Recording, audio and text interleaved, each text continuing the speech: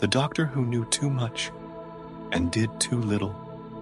Dr. Jacob Hale had spent 3 decades saving lives, diagnosing the rarest conditions, and lecturing younger doctors about the dangers of medical denial. But what happens when the doctor becomes the patient and ignores the very signs he teaches others to watch for? It started with a small, dull ache. Nothing alarming, nothing urgent. At least, not to him. Until the pain screamed louder than any siren he'd ever heard in the ER. Until his own body betrayed him. Until it was almost too late. Dr. Jacob Hale was no ordinary physician. At 62, he had a warm bedside manner that soothed anxious patients, and a reputation that earned him the nickname Dr. Sherlock among interns. With salt and pepper hair, sharp eyes behind thin spectacles, and a voice that projected quiet authority, he was the kind of doctor everyone trusted. His calendar was full. Patients waited months to see him. Yet, no matter how busy, he never rushed. He believed every symptom, no matter how trivial it seemed, deserved attention. Pain is the body's first whisper, he often said. Ignore it, and it'll scream. Ironically, those words would one day come back to haunt him. He lived in a lovely Cleveland suburb with his wife Ellen. Their 3 children were grown and successful. Life was steady, peaceful, until that morning. It was a Thursday. Jacob was tying his running shoes when he felt a faint twinge in his lower left abdomen. It passed quickly, more irritating than painful. He muttered, adjusting his waistband. He chalked it up to bad posture while reading in bed the night before. He jogged anyway, pushing through the discomfort. That was the first warning. Over the next 2 weeks, the pain returned. Dull, sporadic, persistent. He did what many experienced doctors do: self-diagnose. Muscle strain, he told himself. Maybe some inflammation. I'll rest on Sunday. But Sunday came and went, and the pain remained. It wasn't just physical pain Jacob ignored. It was emotional too. The stress of mentoring new doctors, running an overburdened clinic, and dealing with a recent malpractice lawsuit. Completely unjustified, but draining nonetheless, weighed on him. Pain, he reasoned, was part of life, and life had been hard. Lately, he began skipping breakfast, blaming his tight schedule. He noticed bloating after meals, but dismissed it as gastro-nonsense. When Ellen suggested he cut down on coffee, he snapped, "I'm fine, just tired." He didn't mean to be harsh, but fear was setting in, and he didn't recognize it. His pants no longer fit properly. The weight loss was evident. Colleagues commented, "You're slimming down, Jake. New diet?" "Yeah," he joked. "It's called being overbooked." The sarcasm masked worry. Deep down, he feared something more. Blood work? Too busy. Ultrasound? Maybe next month. He started journaling his symptoms, half-heartedly. The pain was spreading now, into his back. Night sweats drenched his pillows. He began sleeping on the couch to avoid disturbing Ellen. Ellen was no stranger to the toll medicine took on its soldiers.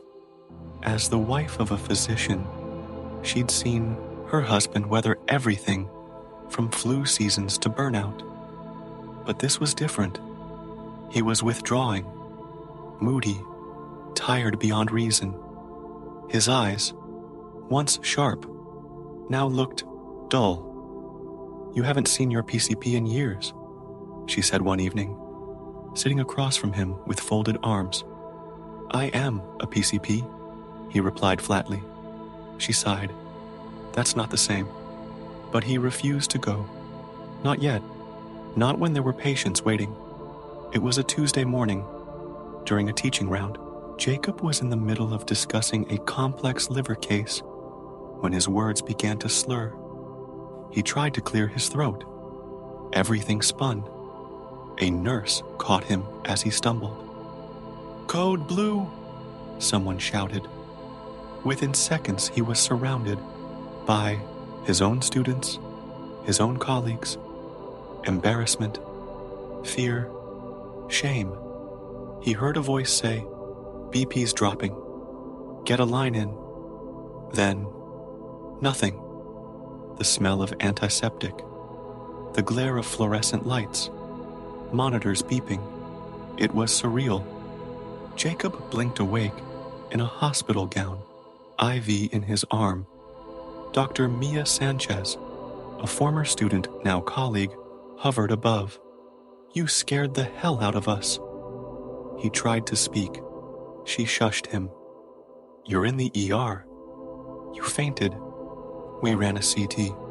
Jake, there's a mass." Silence. "What kind of mass?" "Pancreas. We need to biopsy, but it doesn't look good. Stage 3, pancreatic cancer. Aggressive, advanced, inoperable at first glance." Jacob listened in silence as the oncologist explained treatment options. Chemotherapy, possibly radiation, maybe palliative. The words blurred. His world, his certainty, his pride, shattered. He had missed it.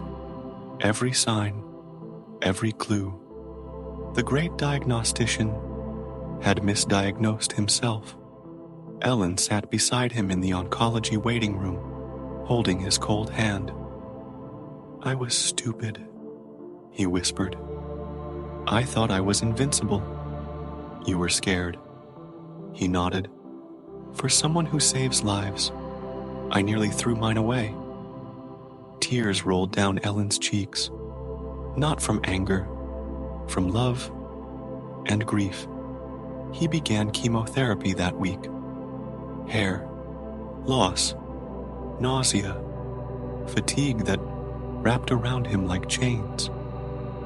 But Jacob fought.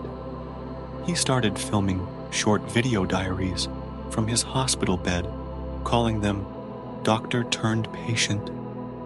In one, he looked directly into the lens and said, "I ignored my body. Don't ignore yours." The video reached 10 million views. Physicians from across the country emailed him. Some admitted they too had ignored symptoms. Others used his videos as teaching tools. Hospitals began implementing mental health check-ins for senior physicians. A conference in Boston featured Jacob as a keynote speaker. He stood, bald and frail, gripping the podium. "We are not gods. We are not immune. Listen to your body, or one day you'll wish you had." Miraculously, a new clinical trial offered hope, immunotherapy, shrinking of the tumor. Jacob responded well. He began walking again, teaching again. His hair returned, thinner, but symbolic. His spirit was alive. This isn't just Jacob's story. It's your wake-up call. Don't ignore unexplained weight loss, chronic fatigue, abdominal or back pain, night sweats, appetite changes. If you feel off, get checked. Even if you're young, even if you're busy, even if you're scared, the worst pain isn't physical. It's knowing you had a chance and let it pass. But I got lucky. I get to wake up again, hug Ellen, Watch my grandkids. Don't let your pride kill you. He smiles in his final video. And please, book that appointment today. This story might have saved your life, or someone else's. Please share it. Have you ever ignored a symptom? Drop a comment. Let's talk. Subscribe for more true health stories that reveal what textbooks don't. Like if Jacob's journey inspired you. And remember, denial kills. Awareness heals.